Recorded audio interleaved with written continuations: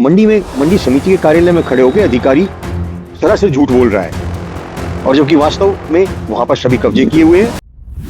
जयपुर स्थित महात्मा ज्योतिबा फूले मंडी में किसानों को अपनी फसल बेचने के लिए किसान शेड आवंटित किए गए हैं।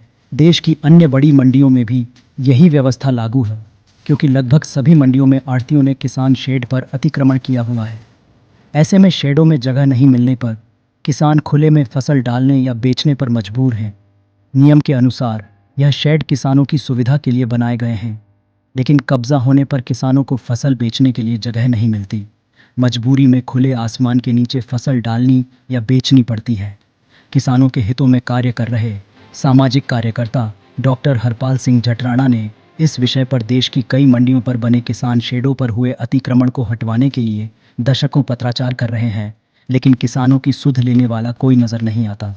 आपको यह जानकर हैरानी होगी कि 2024 के एक जवाब में उत्पादन मंडी समिति वाराणसी व्यापार स्थानांतरण के दौरान व्यापारियों के अधिकता तथा किसानों द्वारा मंडी परिसर में नहीं आने की दशा में निर्मित शेडों को व्यापारियों की मांग के आधार पर कारोबार हेतु आवंटित किया गया तथा एक शेड को किसानों द्वारा जैविक उत्पादों के विक्रय हेतु आरक्षित किया गया है। तो वही 2019 में महात्मा ज्योतिबा फूले मंडी समिति द्वारा दिए जवाब में मंडी प्रांगण में कृषकों की उपज नीलामी के लिए कुल 36 कवर्ड ऑक्शन प्लेटफार्म है, जिनमें से 19 ऑक्शन प्लेटफार्म को खाली करवाया जा चुका है।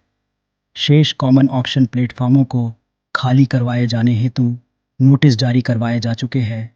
तो हिमाचल प्रदेश द्वारा शिकायत को यह कहकर बंद कर दिया गया कि हो सकता है निवारण हो गया हो, इसलिए कि जवाब 2 वर्ष बाद दिया गया था। ऐसा कहना है सामाजिक कार्यकर्ता डॉक्टर हरपाल सिंह जटराणा का।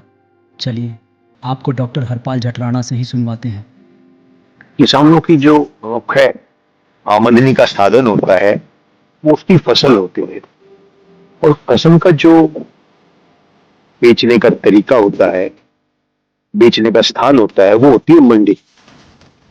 और देश की अधिकतर मंडियों में किसानों के लिए अपनी फसल बेचने के लिए किसान शेड अलॉट किए हुए हैं, लेकिन पिछले 8-9 वर्षों के प्रयास के बाद जयपुर फूलेबाई मंडी जो है उसमें 36 शेडों पर अनधिकृत कब्जे किए हुए हैं। वर्ष 2019-20 मुझे कई बार ये लिख के दिया गया है कि किसानों के लिए जो 36 शेड पर अनधिकृत कब्जे किए गए थे उनमें से 19 शेडों को खाली करा दिया गया है। लेकिन अभी मैं कुछ दिन पहले वास्तविक स्थिति देखने के लिए जब जयपुर फूलेबाई मंडी में गया तो मुझे देखकर बहुत ही आश्चर्य हुआ कि एक भी शेड खाली नहीं है।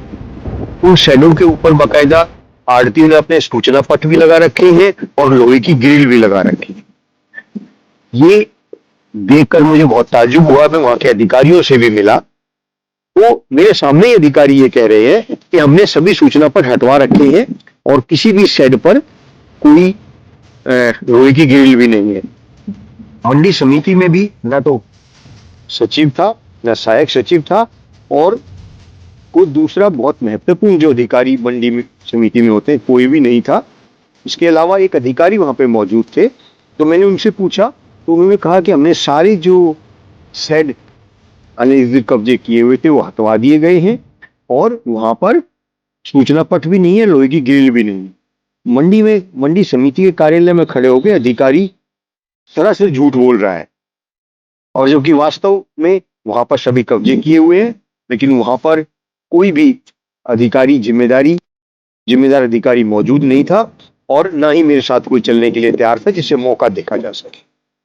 ये बहुत ही अन्याय की बात कही जा सकती है। किसानों के जो फसल का मूल्य है इससे वो सही नहीं मिल रहा है, और उनके जो हक अधिकार हैं किसानों के वो उन पर कुठाराघात हो रहा है, और ये बहुत ही किसानों के साथ बहुत बड़ा अन्याय है।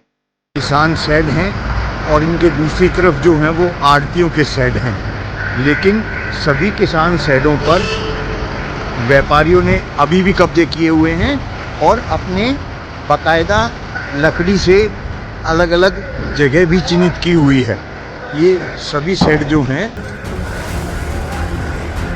आढ़तियों ने कब्जे किए हुए हैं और अपना सामान उस पर अभी भी बेच रहे हैं। प्राइम टाइम हिंदी से अर्जुन सिंह की रिपोर्ट।